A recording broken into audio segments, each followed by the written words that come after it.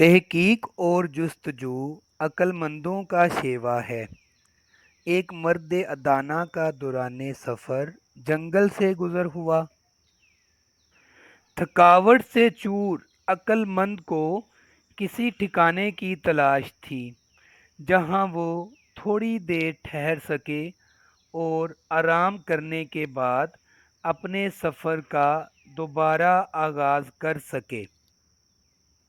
تھوڑا سفر کرنے کے بعد اسے ایک جھونپڑی نظر آئی۔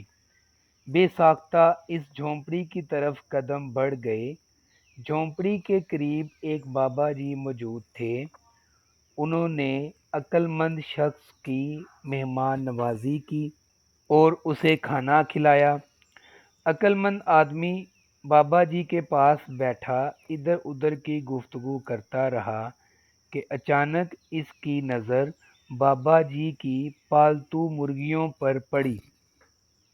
عقل مند آدمی نے دیکھا کہ چوزوں کے درمیان ایک باز کا بچہ بھی چوزوں کے ساتھ کھیل رہا تھا۔ بڑا حیران ہوا اور کہا، بابا جی، شیر اور بکری کے ایک گھاٹ پر پانی پینے کی کہاوت تو سن رکھی تھی، لیکن آج مرغی اور باز کے بچے اکٹھے دیکھ کر تعجب ہو رہا ہے کہ مشرق اور مغرب یکجا کیسے ہو گئے۔ بابا جی نے عقل مند آدمی کو بتایا کہ ہوا کچھ یوں کہ مرغیوں کے چوزے جس دن انڈوں سے نکلے، انہی دنوں یہ بچہ بھی کہیں سے جھونپڑی کے پاس آن گرا۔ بہت کمزور اور کم آنکھیں بند، اور عمر بمشکل اس کی 1 یا 2 دن تھی۔ میں نے اسے مرغی کے بچوں کے ساتھ ہی رکھ دیا۔ مرغی کے پروں کی گرمی چوزوں اور باز کے بچے کے لیے یکساں تھی۔ مرغی کی ممتا میں ہی اس کو سب کچھ نظر آیا، اور اب یہ انہی چوزوں کے ساتھ کھیلنے اور اچھلنے کودنے میں جوان ہو رہا ہے۔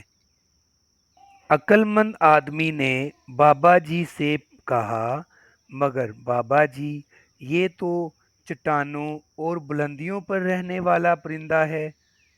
بابا جی کہنے لگے، چونکہ یہ پہلے دن سے چوزوں میں رہا ہے اس لیے خود کو چوزا ہی سمجھتا ہے۔ اسے بالکل خبر نہیں کہ یہ چوزا ہے یا عقاب ہے۔ عقل مند آدمی نے کہا، بابا جی، یہ عقاب کا بچہ آپ مجھے دے دیں۔ بابا جی نے پوچھا، بیٹا، اس کا تم کیا کرو گے؟ عقل مند آدمی مسکرایا، جناب، میں اس پر تحقیق کروں گا، اس کی عادت کو ٹھیک کروں گا، اسے بتاؤں گا کہ تم پہاڑوں پر رہتے ہو، چٹانوں پر رہتے ہو، ہوا میں پرواز کرتے ہو، نہ کہ مرغی کے بچوں میں رہتے ہو۔ بابا جی نے وہ عقاب کا بچہ اس عقل مند آدمی کو دے دیا۔ عقل مند آدمی اس کو لے کر اپنے گھر آیا اور کافی دن اسے سمجھاتا رہا، اسے سکھاتا رہا کہ تمہارا کام مرغی کے بچوں میں دانہ دن کا کھانا نہیں، بلکہ چٹانوں میں رہنا ہے، ہواؤں میں اڑنا ہے۔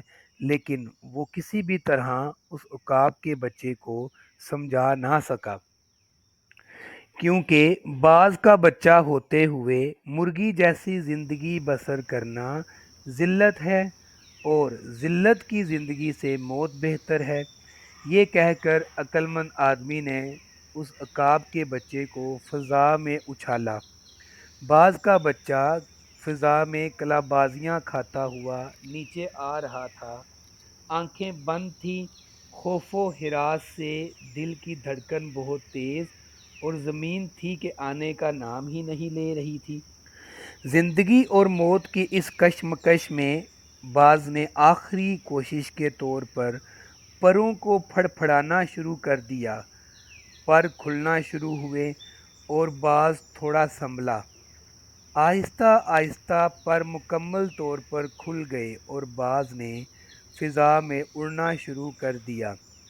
پر زور زور سے پھڑپھڑائے اور زور سے پھڑپھڑائے اور زور سے پھڑپھڑائے، حتیٰ کہ وہ فضاؤں میں رقص کرنے لگا۔